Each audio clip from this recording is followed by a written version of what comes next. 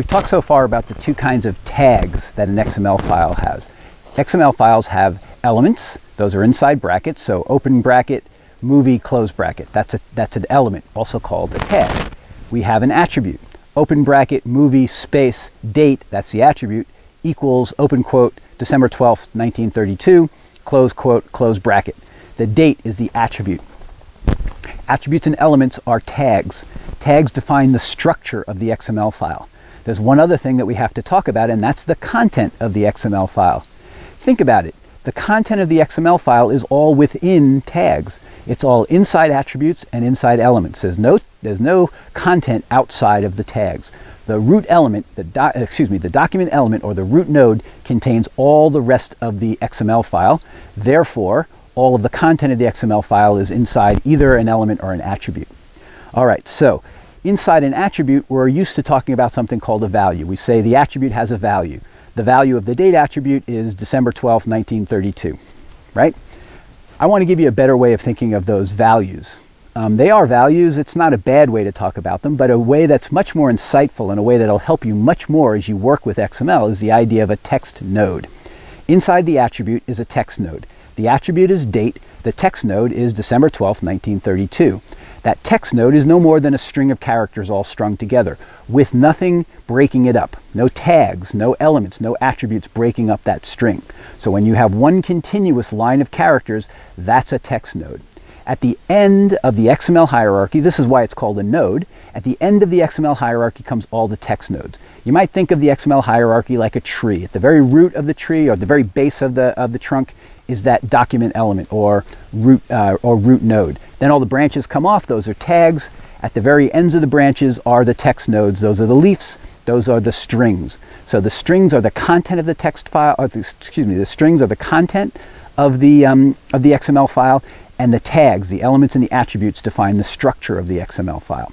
So those text nodes are nodes. They're stopping places along the hierarchy of the XML file. And so if you were thinking of an XML file by analogy, not as a tree, but as a book, the text nodes might be the paragraphs of text. They might be just the text strings inside of paragraphs, below which there's really no further structure.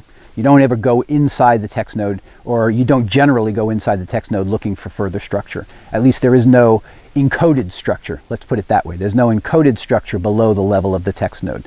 So the text node, as far as the XML file is concerned, is the end of the line. It's the final or terminal node. So back up again to the top. XML files have tags in them, those elements and attributes. The elements and attributes in turn have children. Some children of various varieties. One of those kinds of children is called a text node. The attribute, by definition, only is allowed to have one and only one child, and it has to be a text node. That date, December 12th, 1932, isn't allowed to have any further structure in it. No more tags, no more attributes, no more elements, nothing. Right? Just the text string or the text node. The element, on the other hand, is a lot more complicated. Elements are allowed to have element children, you know that. Elements are allowed to have attribute children, you know that. Elements are also allowed to have text node children. And in fact, all three of those can be intermingled and interspersed. That's where text nodes become a little bit more complicated, because you're used to thinking that the end of the line is the text node and there's nothing inside. But then you come across something like, for example, in this topic, something that says topic, and then there's a string, and then there's a node inside the string, there's an element inside the string, and then there's the rest of the string on the other side. Well, if you think of it that way, you're going to get all mixed up and confused. It's not a string that has an element in the middle of it. It's an element that has various children.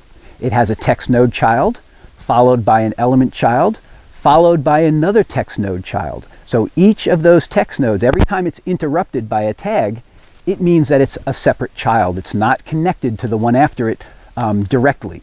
It's only connected because each one of those text strings is a child of its parent element. So if we have an element and the element says topic, and inside that topic tag there's a string followed by something that's in brackets, another element, followed by another string, each of those two strings are separate children. If we have string, bracketed thing, string, then the parent element has three children. One text node followed by another element followed by a text node. That's why text nodes are a little bit complicated, and sometimes there are commands like the value of command, which we'll talk way down the line, that are only understandable if you understand that concept of text nodes. Okay, so let's review real quickly. XML files have two kinds of tags in them, elements and attributes. Those attributes are only allowed to have text node children. The elements are allowed to have text node children and attribute children and element children. They're all mixed. Remember that word mixed, it'll come in handy later. Elements can be mixed. They can have a mixture of different kinds of children, whereas attributes cannot. Attributes have a single kind of children, and in fact, only one child. One text node child is the only allowed child of an attribute. All right, so it's a little bit complicated, and if you can't entirely wrap your head around this idea of text nodes, let it sink in. It'll come back over and over again throughout the course.